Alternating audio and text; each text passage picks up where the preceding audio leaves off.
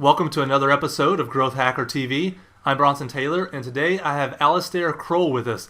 Alistair, thanks for coming on the program.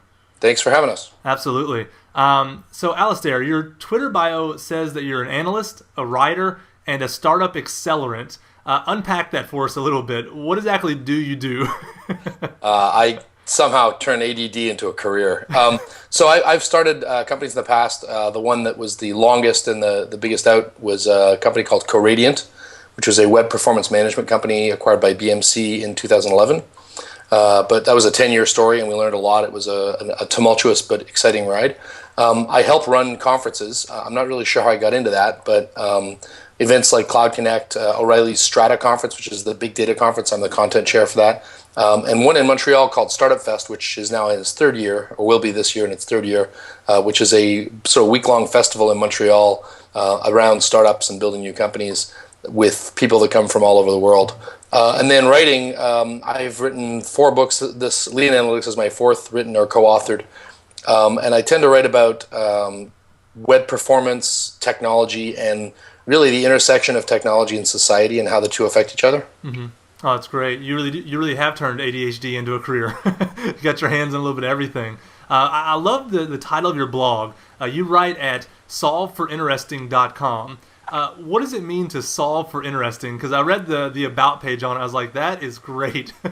So it's a funny joke. When I called the blog "Solve for Interesting," people thought that was a crazy name. And going to the bank and setting it up, and they're like, that's not good English. Mm-hmm. So it's actually something that's relevant to what we're going to talk about today around lean analytics. If I were to tell you that I'm building the next Facebook, mm-hmm. Let's say legitimately, seriously, I say right now, Bronson, I'm going to build the next Facebook. Okay. You're probably a little skeptical. Absolutely. But your skepticism doesn't come from, I'm guessing, you look at my bio, I've built companies before, you think, hey, you can probably get some technologists to build the technology, mm-hmm. but no one will care. Mm-hmm. Right? I mean, yeah, be we're honest, not interested that's in what another you're one anymore. Who cares, right? Yeah. And so the most risky thing for almost every startup these days is attention. Mm-hmm. So there's actually a guy in the 1970s who was an economist, Herbert Simon, who observed that we don't live in an information economy. He said we live in an information society, mm-hmm. but economies are defined by what's scarce. Mm-hmm. So in a fuel economy, oil is scarce. In an energy economy, in an agrarian economy, it's access to land. Feudal economy, it's access to castles, that kind of stuff. And so he said, what information consumes is attention. Mm-hmm. We literally pay attention, mm-hmm. and so we live in an attention economy. And he said this in the 70s, which is pretty good foreshadowing. Mm-hmm. Really, we're in an attention economy. Google has your attention because they can direct you to where you're going to go for search, and they'll charge money to do so, right? Mm-hmm. We literally live in this attention economy. We joked when we did our last big presentation for Lean Analytics that Kevin Costner was a crappy entrepreneur. Because if you remember Field of Dreams, his line was, if you build it, they will come. Uh-huh. And the lean startup model is, if they come, you will build it, right? That's right. So attention is the scarce thing. And so the reason I called it Solve for Interesting is that when you have too many things to pay attention to, literally paying attention, mm-hmm. you focus on what's interesting. So all the good stuff in my life has come from trying to solve for what's interesting rather than solving for risk or solving for profit or whatever. Yeah. I try to solve for interesting. No, I love it. Like I said, I read it and I was like instantly, okay, I got to put that, it's a new mantra of some sort for me. I love it. Now you sent over some slides that we're going to talk through in just a moment. But I have to admit, when you sent these over last week, I opened them up and I just instantly thought, I'm looking at something really important here. I mean, some of these slides break down what's going on in a way that I really haven't seen before and how clear it breaks it down. So let me ask you this. These slides we're going to go through in a minute. What do you use these for typically? Are these things you share with startups you're mentoring? Are they things you talk about at conferences? Where do these slides normally make an appearance for you?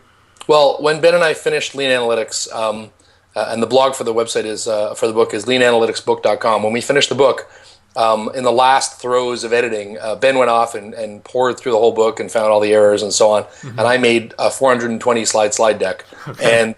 And we didn't use all of that. I don't think we ever used all the slides, but we literally turned it into a series of slides. Mm-hmm. In many ways, the book came from our experience with YearOneLabs, which was a startup accelerator we ran in Montreal. Mm-hmm. And we learned a lot of stuff and codified some of it so that we sort of built the deck and the book at the same time. So we've done a lot of workshops. We did one last year in December at Eric Rie's Lean Startup Conference. We actually just announced one that we're going to do at Startupfest the day before with Patrick and Brant, the authors of Lean Entrepreneur. So we have a lot of content for this, but in many ways, when you're writing a book these days, especially a book that's so built by others, like, we have 150 co-authors really, because we talked to dozens of founders and entrepreneurs who gave us great feedback. It's an iterative process, just like Lean, where you're putting slides out there, you're in a room, someone shoots them down, that affects what's going in the book, and so on, right? So a lot of this was built in that sort of mindset. No, that's great. Well, let's jump into the slides a little bit, and I'll be showing these on the screen to the people watching as we talk through it. But the first one is you talk about how startups don't really know what they're going to be when they grow up. First, what do you mean by that? And then second, why does it matter? How does that affect lean analytics? Sure. Well, if you look at most of the great companies that are out there today, especially recent startups, but this is true of many others, they don't really know what they're going to be. Right? I mean, IBM is a global consulting company, but it started out making tabulators for the census. So there's always an element of not just knowing how you're going to solve a particular problem, but not even knowing what problem you're going to solve. And this, I think, was the great realization of Lean. So if you're building a nuclear reactor, you need to, the design specs for the reactor, like the control panel, and you know how to build it. And that's a very specific thing, and that's what we traditionally had like waterfall engineering for, where you have a very well-known goal of what you're trying to build, and a very well-known way of building it. And what happened from the 70s to the mid 2000s is that we learned that we often didn't know how to solve the problem, right? So we knew let's say you're Amazon, your goal is to sell books online, but you don't necessarily know the best user interface for selling books. So we would use Agile to kind of build something and then iterate a few times and figure out what the best interface was, because by the time we built something, the market may have changed a bit, and so we had to be able to tweak it until we satisfied that known need. Yeah. The real lesson of Lean is we don't even know what the known need is. Okay. So it's not just we don't know how to solve the problem. We don't know what problem we're solving. That's a very hard thing to understand, right? It's sort of this Zen-like koan of know first that you don't know. So if you look at these companies, right, PayPal was going to be a payment system for Palm Pilots. FreshBooks, a very successful billing and sort of mini CRM for small businesses, was the invoicing half of a web design company. They just got fed up sending invoices to people. Wikipedia was going to be written by experts. All these companies, right? Hotmail, the founders wanted to build a database company, and this is a fairly well-known story. They wanted to work from their day jobs on this database company, so they built themselves a web-based email tool. And the VCs went, well, your database sucks, but we'd like to see your web-based email, right? Flickr was an MMO, and they were smart enough to look at players who were uploading pictures and say, maybe we're in the picture business. One of my favorite ones of all time, Mitel, is a Canadian telecommunications company founded by Terry Matthews and Michael Copeland. And they were originally going to make robotic lawnmowers. So it was Mike and Terry's lawnmower, Mitel. And, eventually realized that the idea of robot-powered drones driving around the suburbs with spinning blades was a bad idea. And they kind of said, all right, maybe we should get into telecommunications. So all of these companies didn't just not know how to solve the problem they thought they were trying to solve. They didn't know what problem they were solving. Yeah. And so we joke in the book, but I think this is a very true statement.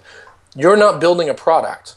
You're building a product to figure out what product to build. And once you understand that, then you don't fall in love with your product. When your baby dies a horrible death, but it's taught you something good, you celebrate the learning and move on to making another baby. Yeah. Whereas as founders, we love to build things, right? So we love to create stuff. We hate getting out of the building.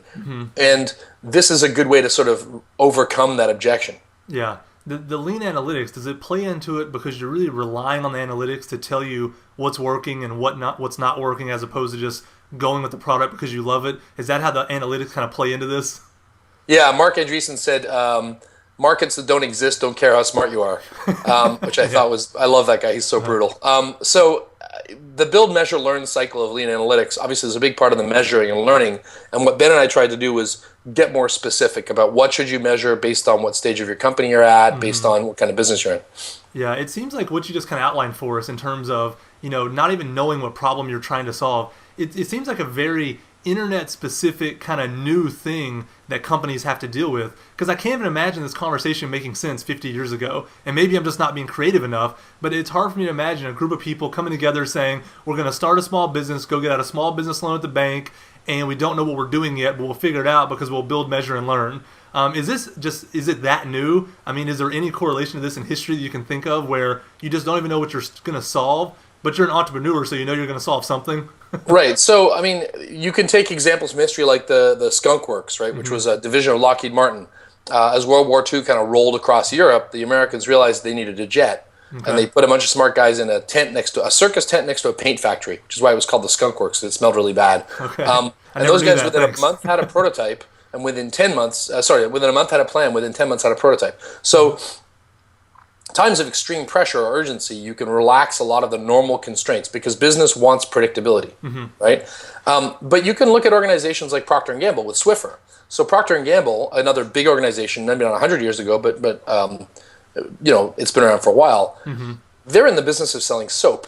And it turns out that what the market needed was not more soap, it was a better mop. And it took like an outside design agency watching how people picked up coffee. I mean, these guys were really mean. They went up to grandmothers and spilled coffee on the floor and watched how they cleaned it up. But that's pretty good getting out of the office. And it turns out that there's an important lesson to be learned there. No, that's great. I'm glad you brought up those examples. Now, you kind of see growth hacking as the intersection of sort of three different disciplines, three related but different disciplines. Talk us through kind of how you define growth hacking with your Venn diagram here. Sure. So, first of all, the word cloud computing is probably the most nebulous the IT organization has come up with, except maybe big data. And I think marketers are now trying to get themselves a pay raise by calling themselves growth hackers. So 9 times out of 10, a growth hacker is not a growth hacker; they're a marketer. Growth hacking specifically has a technical aspect to it. That's where the hacking comes from. And I think that there are some interesting parallels between growth hacking and literal hacking. I joked at an Innovia event last week that marketers need to stop writing press releases and start hacking their markets. What does it mean to hack a market? What it means is to find a vulnerability in the existing market and exploit it. Just like a hacker finds a vulnerability in a server and exploits it, a growth marketer needs to find a vulnerability in an existing market and exploit it. Excuse me. And that's difficult. It's one of the reasons people don't talk about it, because good growth hacks are like 0-day exploits. You want to save them for something special, right? So it's really this intersection of guerrilla marketing, which is sort of unconventional marketing approaches, data-driven learning, and a certain amount of subversiveness. And I really do think that this is an important part of this. I mean, when Farmville grew, it's because they figured out how to exploit the vulnerability in Facebook where you could, where an app could post things to your friends' feeds. That was an exploit. And then Facebook patched the exploit. Like, it literally is hacking like that. For example, Andrew Chen talks a lot about how Airbnb makes it easy for someone to post the listing on Craigslist. What's less well known is that years before, Airbnb went and crawled Craigslist and sent all of the listing owners a message saying you should list on Airbnb. That's a hack. And in fact, in violation of the terms of service. Yeah. And Craigslist has no API. I mean, it's not like it's easy to plug into these things. They really are hacks. You're screen scraping, you're finding, loopholes, you're doing all those things. So I like the way you kind of see those three coming together there. Now, you mentioned that the 5 things that people need to know, and I'll list these off here, and then I'll let you kind of talk through them a little bit as we go on here. You talk about you need to understand what makes a good metric, and I love your slides on that. Understanding cohorts and segments and the difference between them. Also understanding A/B versus multivariate and those kind of things. The business model flip book, the lean analytics framework, and picking the one metric that matters. And honestly, if no one remembers anything from this interview, if they can remember how to pick the one metric that matters, they're probably going to walk away with a lot. So let's jump in here. Talk about metrics for a minute, and maybe the evolution of metrics. It began with hits, but why is that broken, and how has it evolved, and where are we at now? Well, I think for a lot of people, excuse me. Yeah, we should tell our audience you're recovering from a cold here, so it's a good thing I'm not he's being a trooper helping us out here. That's right. It's a good thing I'm not at home with you. You'd have the plague too. That's right. So the '90s call, and they kind of want their metrics back, right? I mean, anybody who put a hit counter on their website, that was a pure vanity thing, right? And so what's happened is we've started to realize that, I don't want followers. I want minions. I want people who do my bidding. And so if I have a mailing list, that's nice. If I have a mailing list and I know with certainty that when I mail them, 20% of people act on what I ask them to do, that's a superpower. So really, when you look at metrics, you have to make sure that your metric is going to be something that will change how you behave. That's one of the most basic rules for metric. If you look at a metric, someone asks you for a metric, your VC, and says, hey, could you measure X? The best thing to say is, well, what are we going to do if X changes? Mm-hmm. Airbnb had a test they did a while ago where they took professional photographs of some of their houses. And it turns out that if you have professional photographs of your house, you get 2 to 3 times more rental. Mm-hmm. That was a great experiment to run. And if you look at where they sort of hit their hockey stick, it's right around that time. Mm-hmm. So that was a metric. What percentage of houses we rented with professional photography versus owner or renter photography? Yeah. And it turns out it was huge. And they knew if this number is high, we will make this a standard feature. Yeah. So, when you're getting a metric, how's it going to change my business? And so vanity metrics tend to be ones that make you feel good, but don't actually change what you're going to do. Yeah, that's great. VCs are often guilty of this, and I was at South by a couple of weeks ago, and a PR agent came up to me and said, "Look, for me, the number of followers is a real metric, not a vanity metric." I said, "You're wrong." She said, "No, my client gets comped by his boss based on the number of followers they have. For me, getting him followers is a real metric because it drives my revenues." I'm like, "Yep, you're right," and that's why vanity metrics won't die. So vanity metrics have a hard time to die because we really like simple rules, right? Mm-hmm. And so, I can tell you how to get 10,000 followers right now. You want to know how to get 10,000 followers right now? Anybody? All you do is you go on Twitter, you look at accounts that have the same number of followers and followees. And those people are extremely likely to follow back, and you follow them all. Yeah. Why did Mitt Romney buy followers? He didn't need to. Just follow people who follow back. Yeah. Absolutely. And that's why when I see 23,000 followers, 23,000 that I'm following, I know they're not a thought leader, even though they have a massive audience. Because the audience is fake. It's like, I don't care to interact with them. I don't care what they think about anything. I don't want to get them on this show because the ratio's off. I know it's broken. But other people don't see that yet. Talk us through why some of these metrics are broken. You talked about followers, and that's a good one because we still think that matters when it doesn't. But other things like unique visitors, it still has a lot of kind of people feel like it's important. I think we've moved beyond hits and page views and maybe even visits. But unique visitors, we're still in that world, I think. Why is that not the metric? So unique visitors is actually okay, and in fact, page views is okay in one case. If you're displaying ad inventory, and we say that on the slide, because then it's inventory, which is part of your business model, right? Mm-hmm. But you still care about, are those visitors likely to do the thing I want? So if they're drive-by users, let's say you've got an app that you're launching, and you have, like Mailbox did, you get hundreds of thousands of people. Mm-hmm. Did Dropbox buy Mailbox because they had hundreds of thousands of people in the queue? I'm guessing the Dropbox guys are smarter than that. They probably they had hundreds of thousands of people in the queue, and a significant percentage of people who get the app use it and replace their regular mail client. I'm willing to bet if you asked, that's what mattered. So unique visitors is nice, but unique visitors that stick around and are engaged is very useful. So what you actually care about is unique engaged visitors. And you've got a measurement for engagement like they do the thing you want, they return every day. On Reddit, 91% of people at Reddit come back the next day. Yeah, that's incredible engagement. That's huge. No, that's great. What about emails collected? Because when I saw your slide here, that was the one where I was like, maybe that's where I need to change my thinking. Because in my mind, that's still a good metric. It doesn't feel like vanity. In my case, that's but Twitter followers still matter. This is my example of that. So emails is wonderful, but you got to know what your open rate is, right? Remember that the bottom line is you're trying to take the spreadsheet, like you should be able to define your business model on a spreadsheet. It shouldn't look a lot more complicated than a lemonade stand. Okay. And, so I buy lemonade and I sell it for more than it cost me, and I have enough street traffic that people will buy a sufficient number of lemonade to pay my rent or my little sister, whatever that business model is. Once you've defined your business model simply like that, every one of these metrics probably fills in a cell. And if it doesn't, it's not that useful. Gotcha. If it does, now you know what to optimize, right? So emails collected is very important. If you, let's say in your case, if you send it out and 80% of your listeners click on the thing when they get an email and go listen to your podcast, that's awesome, right? But even then I would say, okay, does the listening to the podcast generate ad clicks, or does it generate purchase of videos or whatever? And that's really the challenge here is, unless it ties back. So the reason we care about followers is because we think, in the absence of knowing anything else about a person, we think, well, maybe 10% of their followers will do it, or maybe 1%. So if I tell you I have 1 million followers, that's still 10,000 people that would do something I want, which is a lot of people. So that's why, in the absence of anything else, we still look at followers. We got to remember that that's nice to know, but it's only part of the answer, which is what percentage. It's like if I do, how many things did I sell? I also care about what was the value of the shopping cart. No, absolutely. And that kind of leads into the next discussion, which is if we're not looking at vanity metrics, then it seems like what we're really looking for is correlation and causation. Talk to us about those two things a little bit. What is correlation? What is causality? And really, how do you move from one to the other? Sure. So, first of all, things that are causal or correlated are really good. If you have a metric that's causal or correlated, that's good. I'll give you an example of two things that are correlated. Drowning and ice cream are very strongly correlated. This is a true please fact. Explain. Right. So does that mean that we should ban ice cream so we reduce drowning deaths? Probably not. All right. Does that mean that when there's an increase in drowning, we should call the ice cream shop and tell it to stock up on Rocky Road? Probably not.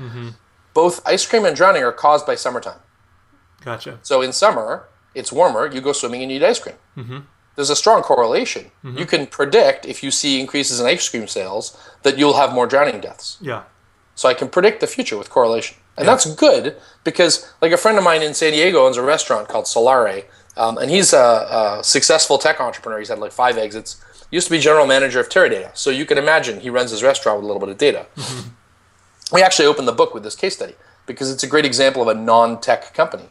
But in his case, at 5 p.m., his son says, "Hey, Dad, we got 50 reservations." Randy knows that for his business, there's about 5 times the number of covers that night as you'll have reservations at 5 p.m. So if he's got 50 people with reservations at 5 p.m., he's going to have about 250 people that night. That's a good correlation, right? Because it allows him to go, oh, it's 5 o'clock, I can hire an extra waiter for the evening, or I can go out and get some more food. It's a good thing to do. But if Randy somehow doubled the reservations to 100 people, does that mean that he'd get 500 people in the restaurant that night? We don't know. So it'd be very cool for him to run an experiment to try that, right? Yeah. Because if it does, then it's causal, and that's a superpower. He can fill the restaurant just by getting reservations up. Yeah. Is that how you move from correlation to causation? Is through testing individual kind of things and seeing what's the causal relationship, if there is one? And this is one of the things that like people are talking about big data, and you don't need you don't need causality with big data. Yeah, you do. Correlation shows you what could be related, and then you run experiments. If you're doing DNA and you find that a particular gene predicts short-sightedness, now you got to go do tests to see if changing that gene reduces short-sightedness, right? And so in the case of causality, I'll give you another silly example. Houston Airport. Houston Airport had constant complaints about how long it took the baggage to come out. It was taking like 8 minutes, and when they surveyed people, the number one source of complaints was it's taking a long time for the bags to come out. So they did everything they could to improve the baggage handling system. They got it down to 6 minutes, which is a 25% improvement from the time it gets off the plane until it's on the carousel. Sounds pretty good, right? It's a lot of hard work. Sounds good. Spent a lot of money. Everyone still complained. Bags are taking too long. And then they decided to park the planes further from the baggage carousel. Complaints went away. So, 2 things to learn if you're an entrepreneur. Number one, what was causing the delay was time spent waiting, not duration of bags to the carousel. Yes. Yeah. Right? Yeah. Number 2, if you have 2 possible experiments, and one is revamp the entire baggage handling system, and the other is ask a few planes to park further away and run an experiment to see if that makes a difference. Yeah. Look at the 2 experiments. Which one can you do more quickly and cheaply? Try that out first. Yeah, so they assumed the causality, like any of us would probably. It just Absolutely. seemed too obvious that making that system more efficient was the causal relationship, when really it wasn't. That wasn't the thing. And if they had tested earlier on, they could have saved themselves the time of making it 25% more efficient, which was irrelevant. Right. And in growth hacking, I mean, one of the things that came out of the growth hacking conference last year was that all these big tech companies have some kind of indicator, like someone on Twitter who within their first visit follows a certain number of people who within a certain time follow them back. Now, that predicts whether they're going to stick around. Or on Zynga, it was someone who plays a game and then comes back the next day to play it again. Predicts whether they're likely to become a paying customer. If it's causal, then Zynga should do everything it can to send you mails telling you come back and play the next day. Or Twitter should do everything it can to suggest people who are likely to follow you back. And you can run these experiments. And that's why I say that growth hacking has this subversiveness and also this data-driven angle, is you're trying to find a thing today that correlates strongly with an outcome you want down the road, a leading indicator that you can use to change the future. Yeah. Yeah, but so correlation is not a bad thing. It's getting us on the right track possibly, but it could also be completely irrelevant at the same time. So correlation's a good starting point, but it's not the end game. Well, correlation is a very useful thing, right? You can have a business that's working great, people like your stuff, but you don't have hard causality. And it's very seldom you find causality. Yeah. But for example, if you think about leading and lagging indicators, churn is a lagging indicator. It tells you people left after you close the door. The horse is already gone, right? Whereas, let's say it's users that go to the support page 3 times in their first week, or users that don't use the reporting feature of your app, or users that only visit for 5 minutes instead of 20 minutes. You can predict who's going to churn. That's a leading indicator, right? Because I can predict it ahead of time, I can use that to try and help those users, give them a better experience, reach out to them, offer them a discount, whatever, and keep them around. Yeah. So correlation is very useful even if you don't know the cause. Yeah, and something you just said kind of made me think of something interesting. You know, we're getting more used to event-based analytics with things like Mixpanel and things like that. But it's interesting, we always kind of look for the positive correlations. So when they do this and they do this, then this happens. But there's also when they don't do X, Y, and Z, this happens. So maybe even not just looking at the events that happen, but look at the events that don't happen. Like they don't contact customer support or they don't, do this kind of thing. So it's really looking at the positive and the negative event correlations and eventually causality. Absolutely. You know those LinkedIn, those little LinkedIn things that say, what do you endorse this person for these skills? Do you ever have a friend that isn't really that good at them and you just politely click the X and cancel it?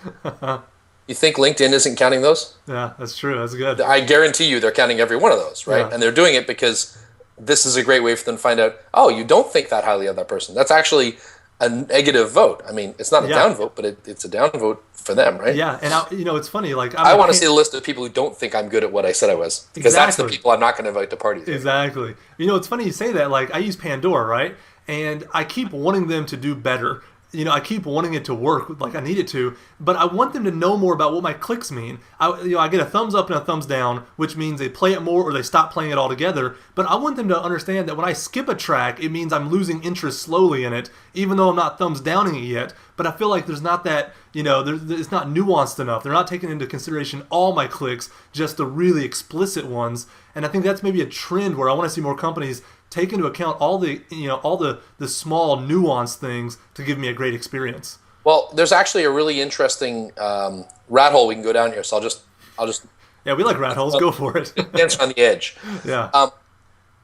Often the app designers' design and their business model are at odds. In Pandora's case, and I'm not saying this is how Pandora does it, but hypothetically, Pandora wants to stream you music. To stream you music, they have to send you something and you buffer it. When you hit forward, they have to refill your buffer from scratch. Their bandwidth goes up. So people who forward a lot leads to a bad behavior. If they encourage that as a way of sending a signal and you knew that, maybe you'd forward more. A concrete example, I use Expensify for my expense receipts. It's really good. But their tool to scan a thing and crop it and rotate it and read it is absolute crap. It's very, like if you look at this picture of your receipt on their web interface, you try and adjust the crop, you hit crop, you got to wait like 3 seconds, then you got to rotate it, you got to wait another 3 seconds. If you try and change any of the fields while it's rotating, you lose the data. It's really bad. They make money by selling you a service that will scan each of your receipts for 10 cents. Makes sense. Why would they? So I'm not saying they do this, but when you look, they could very easily have their mobile device allow me to do crop and rotate the picture once I've taken it. But that actually doesn't help their business model. And so in many cases, especially with freemium or free products, you got to realize that a lot of the behaviors there's a decision going on, not just about usability, but about how it affects their business model. Yeah. And I think people aren't aware enough of that stuff. They just think, why isn't this well designed, rather than what behavior is the company trying to produce on my behalf? Yeah. It's not just pure altruism why they release this thing into the world. Absolutely. There's some commerce going on here. Speaking of commerce, you talk about understanding what mode of commerce that somebody's in. Talk us through this a little bit. You talk about the different modes: acquisition, hybrid, loyalty. What are the differences those? And is it possible to move from one to the other, or are you just kind of stuck in the one you're in? Sure. Good segue, by the way. Very smooth. Thank you. So this is an example of a useful leading indicator. It is there's nothing bad about being an acquisition-focused e-commerce company. A wedding ring vendor is acquisition-focused, unless you really, really want like wedding ring every month. For most of the world, at least at the time, you want only one wedding ring, right? Yeah. So a wedding ring company is unlikely to do a second sale in a year. On the other hand, a grocery store is in the loyalty mode. They really want people to come back. Okay. So if you're a grocery store and someone says my fruit was bad, you probably want to refund the purchase and send them a basket. If you're in the wedding ring business and they say I don't want my ring back, you say I'm sorry, all purchases are final, right? By contrast, when that person buys the wedding ring, you want to sell them insurance. You want to make them tell all their friends. You want to gouge them for as much as you possibly can. In the loyalty case, what you want is to give the person extreme satisfaction, build features like favorite produce lists, like pay with a single click features, because you're really trying for loyalty. Okay. There's nothing wrong with either of those models. There's nothing dirty about being in the acquisition business or loyalty business. There's everything wrong with not knowing which one you're in. Yeah. Because if you're a wedding ring company and you start to put together like, which of these many wedding rings, here's my collection of wedding rings I like to get, that probably sends a really bad message to your spouse, right? Yeah. If you're in the, the buy with one click feature, you don't want that. You want to offer them lots of other stuff and maybe upsell them to wedding planners and so on. So Kevin Hillstrom, one of the many people who helped us to this book, talks about measuring a simple metric. How many of your customers buy a second time in 90 days? Pretty simple, right? Most people don't look at this. If less than 15% of your customers buy a second time in 90 days, you're in acquisition mode. Okay. And you should focus everything on low customer acquisition cost, very high checkout rate because you don't lose that purchase, high margins on the sale, and so on. Once the purchase has happened, maybe it's okay for you to like take longer, procuring the product. Maybe it's being shipped from China once you get the order. Maybe that's okay. You don't carry a lot of inventory, right? That's okay. You got the purchase, and so on. You're like most retailers in this case. If you go play paintball and you think it's the greatest thing in the world, the odds are you will not continue to play paintball. You'll buy your equipment, it will sit in your garage until you sell it. Yeah, guilty as charged. I have a couple paintball guns that don't get used.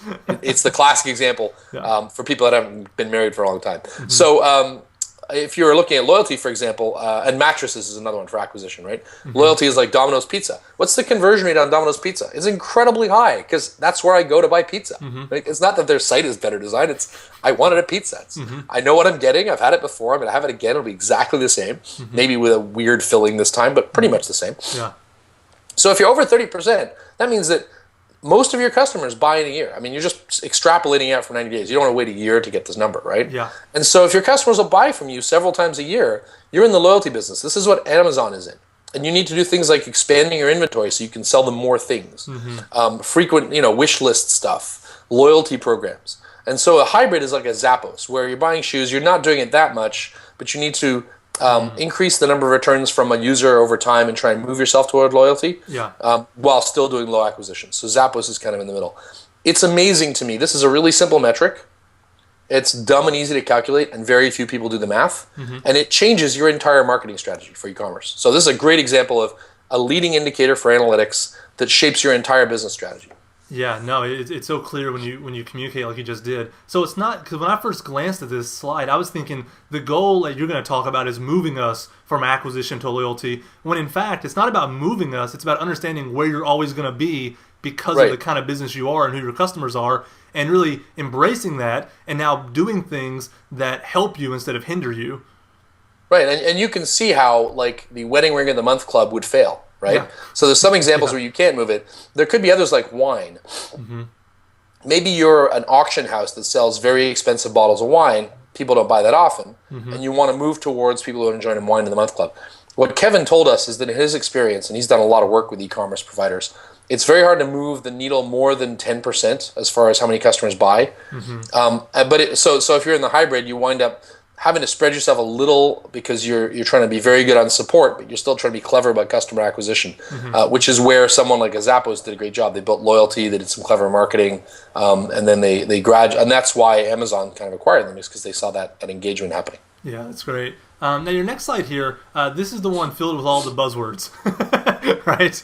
Right. We talk about segments and cohorts and these kind of things. And I think a lot of people throw these things around because they feel like they're supposed to, but really grasping them and understanding them is something different. So talk to us first about cohorts and segments and what the difference in those two are, because I think it's an important difference. Yeah, absolutely. So in this diagram, you see these 5 funny bands. And the one at the bottom, imagine the bottom of the bottom is all your users from January. And they're kind of dropping off as you go left to right. And then the next blue one is all of the February, and then March, April, and May. So all the users that joined you in April, the teal colored thing that says cohort, that represents those users and their life cycle through your company. And the reason that cohorts are so important for a startup is that the company you are in April may be entirely different from the company you are in January, right? You're releasing something new. So the experience of a user in April is very different. If you're buying dish soap, your experience is probably similar from the experience of someone who bought dish soap 3 months ago. If you're using Flickr, let's say, your experience with Flickr as an MMO may be very, very different from the thing they release next time when it's a picture sharing site, right? Yeah. And so it's unfair to analyze the users who had the experience with your first company, i.e. January, as those with your fourth company, i.e. April. Yeah, and iteration almost makes it where you have to do cohort because you're changing so much. Yeah, and that's the whole point, is you can't really tell what happened. In fact, I didn't include it here, but one of the examples we provide is we show 2 companies. One company where the average revenue per user is like $5 the first month, then $4.50, then $4.33, then $4.50, then $4.50. And another company where in the first month users spend $5. The first cohort spends $5 in the first month, and the next cohort spends like $7, and then $8, and $9. So clearly, one company's floundering and the other one's doing really well. And then we make the point that they're actually the same company. It's just that all of those users who came in January and had a crappy experience are diluting the revenue if you take the average revenue of the users that have joined you in May and are having a great time. Yeah. And so I've seen people who go pitch VCs and they show them average revenue and the VC throws them out. They're like, but we're doing great. You're looking at 2 different companies. You're just analyzing them differently. No, that's great. Well, how else can you use cohorts besides like months? Because the way you just described it seems like, okay, that's a great way to use it, the obvious way to use it. Are there other ways? Is there any other similarities amongst the groups of people that make a useful cohort analysis? Sure. So, I mean, these are called longitudinal studies because they follow the life of the users along their life cycle. And so a longitudinal study might be everybody that came from Twitter versus Flickr as part of campaigns, right? Okay. Or everybody who was shown the first versus the second version of the product. But a segment of your users is when we say take all of the users and slice across them by some attribute. They came on a rainy day versus a sunny day, men versus women. This could be a demographic thing, whatever, but you're slicing across those users, right? If you intentionally create 2 segments to test out, so let's say some people are shown a red button and some people are shown a blue button, that's called an A/B test. And people like Google can do that because they have a lot of traffic. It's more common for an early stage startup with less traffic to do what's called a multivariate test, where I'm showing several things. I'm saying you're going to be sunny and red, you're going to be cloudy and green, you're going to be sunny and green, and so on. And then you use regression analysis to see which combination of factors is most correlated with the behavior you want. Yeah. So is it sunny people who saw the red button that are most likely to be engaged? Great. That tells me I should do my marketing on sunny days with red buttons, for example. Yeah. Now, let me ask you're right. These 4 words, like, people throw them around. They don't really understand. A longitudinal study, which is a cohort study, follows along the life cycle of users. And a latitudinal study, which is segmenting, is basically taking all your users and dividing by some metric. Yeah. Now, let me ask you a follow-up question that kind of goes along with all these words. Do you ever find that the story that a cohort analysis might tell is different than the story that the segment analysis tells? Do you ever find that the data is at odds, or does it always kind of seem to make a cohesive, story when you look at it? What's been your experience with actually crunching the data and dissecting it? Well, it's often at odds. And so I'll give you an example that's from the book about a website called Circle of Friends. So Circle of Friends was it kind of did Google Circles on Facebook before there was such a thing. And the founders had millions of users, about 10 million users, but very little engagement. People would come in, they'd set up a circle, and they just wouldn't return. And in sort of frustration, the founders went and mined through the data to find out whether there was a cluster of a pattern of attributes that made the engaged users different from the disengaged users. Turns out moms was the difference. That moms were way more likely to invite others, way more likely to click on stuff, way more likely to write long posts, way more likely to start posts, to form groups, and so on. Like 100, 200% more, incredible amount more. They actually changed the name of the company from Circle of Moms to Circle of Friends. Circle of Friends to Circle of Moms after this. And they shrank way down in user base, right? Because they were alienating most of their users, and then grew back up to 4 million heavily engaged users, and then eventually had an exit to Sugar.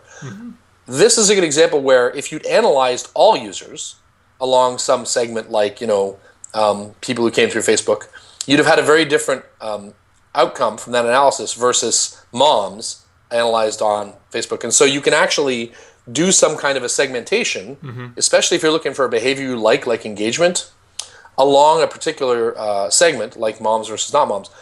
Once they made the change, and now it was circle of moms, you'd probably see very different results. So it's usually switching between find a segment and then see if it's true for all cohorts or just your most recent cohort. It's usually the intersection of those two that's really interesting. You may find that with the new application, the feature you've added makes a huge difference, but for older users, it doesn't make any difference because they're already disengaged or they don't use that feature. And so it's a lot of juggling between those two. Yeah, and it seems like there's so much data that you're wading through that you could tell a false story if you wanted to yourself, to VCs. I mean, you can come in with a cohort this, segment this, A/B that, and there's enough data that if you just don't understand correlation, causality, back to our original discussion, you really could tell a lie with the data. Do you feel like that's accurate, or is it hard to make the numbers say something they're not saying? It's hard to lie to a smart person. There you go. If I tell you I have the fastest gray Volkswagen in Verdun, Quebec, parked on the left side with a kid seat in the back, maybe true, right? Yeah. Not that useful. So if you go to a VC and say, we are number one with all single moms under 19 who are worth more than $2 million on paper. Yeah, that's a small group. Right. And so the cohort doesn't lie if you tie it to addressable market and the current market and how much that. So if I tell you I got this cohort and I can reach 1 million of them and half of them will do what I tell them to, now you're interested, right? Yeah. And it's really identifying a cohort. In this case, moms, can I make money from marketing to them? Absolutely.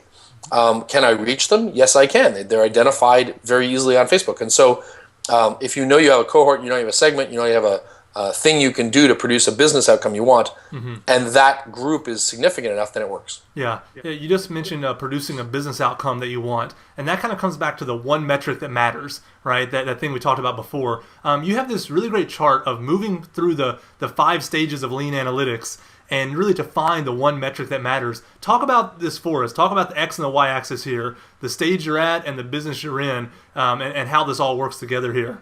Sure. So this is the kind of core of the book, and this is also why the book is so damn big. Because what the book should be is an app that says to you, what business are you in, what stage are you at, and then gives you 50 neat pages. We may do that. We're not sure yet. But Eric Ries has these 3 engines of growth, stickiness, virality, and price. We believe you need to go through all of those. We believe that every business first needs to get inside the head of its users to understand their needs and then to understand whether the solution you're proposing works. And we call this the empathy stage. It's very qualitative. Then you need to make sure people will use your product. Do the dogs eat the dog food? And so if I'm doing that, we're talking about stickiness. When they arrive, do they keep using it? If I can't get 100 people to like my product, I probably can't get 1 million people to like it. Once you have those 100 people and you've got a relatively low churn rate, less than 5%, definitely less than 5%, possibly less than 2% a month, which is the magic number for churn. And this is a lot of what we did in the book, is find out what's the right number before you can move on. Then you focus on virality, getting people to tell others, or designing features in the app that when you invite someone to use the app, they become a user. Like a project management tool like Asana, where you invite someone to a task, they become a user. Once you've got virality, which means that for every user you acquire, you actually acquire like 1.6 users. Then you go to revenue, which is I make money and I pour some of it back into acquisition. And the reason you do revenue afterwards is because then you've got virality as a force multiplier. So your acquisition cost goes down because you're bringing on more than one user at a time. Only once you see that working do you have a sustainable business model. Then it's time to scale. Now, if you're a restaurant owner, this may be time to franchise. If you're an enterprise software company, it may be time to acquire a direct sales force. If you're a B2C company, maybe it's time to build APIs. Scaling means different things. So those are the stages of lean analytics, and they change depending on the business you're in. So if you're trying to make money from transactions, like an e-commerce or a two-sided marketplace, you make money differently. You make it from someone buys something. In a software as a service or a mobile app business, you make money from subscriptions and in-app purchases, like a cloud computing provider, for example. And then in user-generated content or media, you make money from click-throughs, ad revenue, banner advertising. So you care about the intersection of these two things, which is actually what the next slide talks about, defines what your one metric that matters should be. Yeah. Now, talking about kind of what the one metric is for these different companies, I'm sure you don't want to talk us through every single possibility here because that would take forever. No, I want people to go buy the book. I mean, Yeah, exactly, that's what it's for. Talk to us about a couple of them. What are some of the surprising ones, or the ones where companies don't get that for whatever reason? With that on the X and that on the Y axis, they miss that is what they're supposed to be doing. Give us just a couple examples of that. Sure. So in the case of software as a service, what you really care about in the revenue stage is that you can acquire a customer for roughly a third or less of their lifetime value. Okay. So if a customer is going to bring in $500 in their life, you want to spend a third of $500 acquiring them at most. A good metric from that is the time it takes to pay off customer acquisition. So one of the companies we talked to said, how many months until the customer has paid me back? Right? Let's say it's 8 months until they've paid me back for acquiring them. Using that 8 months and then the projections for growth, you can tell how much money you need, and you can go to a VC and say, here's how much money I need. And there's no more supposition or debating. It's fact. And if you do that to a VC, they will go, thank you so much. You understand your business. Like, that's so refreshing for them, right? Yeah. Here's why I need the money, because I want to get this many users and it takes me this many months to pay back their cost. This is what they bring in. You have everything the VC needs to go, I know what you're worth and I know how much money you need. Yeah. Nobody does that. Yeah. Why do they not do that? It seems like it seems obvious in a sense, but why do they not do that? Is it because they're going to the VC when they're still in the explore? What's that? It's because they're hard work. Actually, I'll tell you the reason why. The reason is once you've done that, the VC will try to force a multiple discussion looking at comparables in the market, and oftentimes, people say hope is not a strategy, but hope is a good valuation.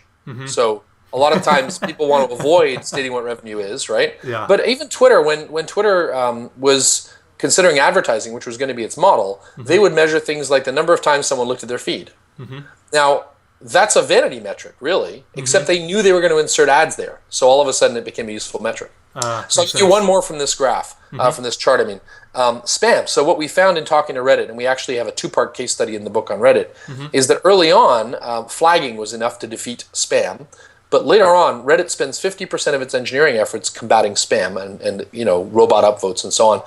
So if you're in the user-generated content business, one of the metrics you care about early on is the ratio of good content to spam, because that predicts whether or not people will find the content on your site useful. And that's one of the places where people don't necessarily spend a lot of effort until all of a sudden they have like a spam outbreak and they have to go fix it. No, absolutely. So each of these things, right, like in the stickiness stage, when you're using user-generated content, you care about the engagement being good and the community being good, whereas for software as a service or for a two-sided marketplace, you care about, are there enough listings in, let's say, your real estate site? Do I have enough property listings so that when someone searches, they get a result back? Yeah. So each of these things is different. And I think this is so important because, entrepreneurs, we go online and we read the newest blog post by whoever, and we just want to apply it to our business when they're in a totally different stage, in a totally different business, with totally different things that are for causality, correlation. Like, it's just so different, and yet we think it's a best practice, so we try to adopt it, use it, and then we can't figure out, we can't build something because we don't understand our business, right? I see you smiling. Right, and the thing for each of these is there's a line in the sand, right? Like I mentioned 2% churn. I mean, we talked to one company that was killing themselves because they were losing a quarter of their customers a year. It turns out that's really good.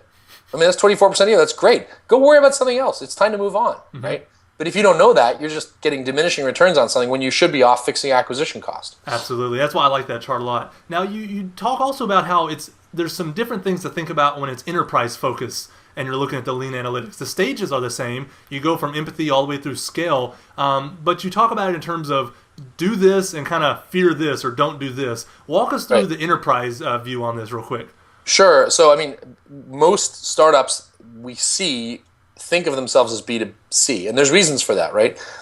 It's hard to get virality from an enterprise sale. If I just sold you a big ERP system, you're not going to go tweet out, hey, I really love my ERP, right? You're going to maybe do a case study for me, or you're going to use word of mouth and refer me to someone that you trust so I can sell to them. So the virality stage for enterprise-focused sales is very different, right? Usually, or in the early stages, to learn what people have, if you go and look at most of the B2B startups, it's someone who worked in an industry and understood there was a place to take advantage of something or an opportunity to do better. And so early on, you start out doing consulting. Then you have this awkward moment where you've got to tell your consulting customers that they can't have what they want, they can have what you're selling them. Stickiness is less about will they use it. I mean, for example, let's say you worked for a company and you had to use the software that you were told to use. You may hate it, but you're still using it. So I can't measure your use of the software as a form of engagement because you have to use it. Yeah. And if I pop up a survey saying, do you hate your job? Then the guy that bought the thing is going to be like, dude, stop surveying my employees. Yeah. So you can't do that. But what you can look at is how easily, when I sell you the thing, does it integrate into what you're doing? How much training do people need on the product? Because that's a measure of, can I integrate it easily? So do I get a lot of support calls? Do I have to spend a month getting it to work with your existing systems, or does it just go in? Yeah. And then later on, revenue is things like pipeline, revenue recognition, your comp plan, those kinds of things that you got to worry about, right? So there's the same stages. They just manifest in very different ways. Yeah. And then you also talk about how you view it for an entrepreneur as well. And you add a stage for entrepreneur. Why do you add a stage? What's that all about? So you got to remember that an entrepreneur is someone who's working within an organization to affect change. The difference between being a rogue agent and a special operative is if someone wants you to do it. Right? That's great. I mean, you look at any spy movie, right? That guy's gone rogue means he doesn't have executive buy-in. He's our special ops guy on the floor. That guy's got buy-in. But so it looks the same. It looks the same. Same behavior. It's just one of them sanctioned, right? And so what you need to do beforehand is get buy-in for what you're doing from a high-level executive who's on record of doing it. Otherwise, you got to deal with political fallout. The thing that people don't understand about entrepreneurs is that, first of all, it can be a lot harder, right? You may, when you launch your minimum viable product, have to comply with certain regulations that a startup wouldn't because you have existing customers. You may want to make the products more viral and involve sharing, but be subject to privacy regulations that prevent you from connecting your users to one another. You may, let's take Microsoft, for example, trying to build a software as a service version of Office. Well, that's nice that they're trying to do that, but how do you think people feel about... how do you think the Microsoft direct sales force that sells software licenses feels about that? That's a pretty awkward thing, right? Yeah. And so you've got to deal with channel conflict, sales resistance, existing established agreements. And the worst part of all this is that at the end, you don't have an exit. You take your product and you give it to the rest of the company, which is the whole reason you were created, is the rest of the company can't do something right. So you're going to hate what happens to your baby. And you have to be okay with that. And if you don't like this list, don't work for a big company. Don't be an entrepreneur. Right, exactly. Be an entrepreneur. Yeah, no, that's great advice. Alistair, this has been an incredible interview. I have one last question for you, kind of a high-level question. What's the best piece of advice that you can give to someone watching this right now who's in a startup, they're an entrepreneur, and they're trying to grow their startup? What's the best piece of advice you have for them? So I'll say what we say at the end of the book. You know the story of Archimedes?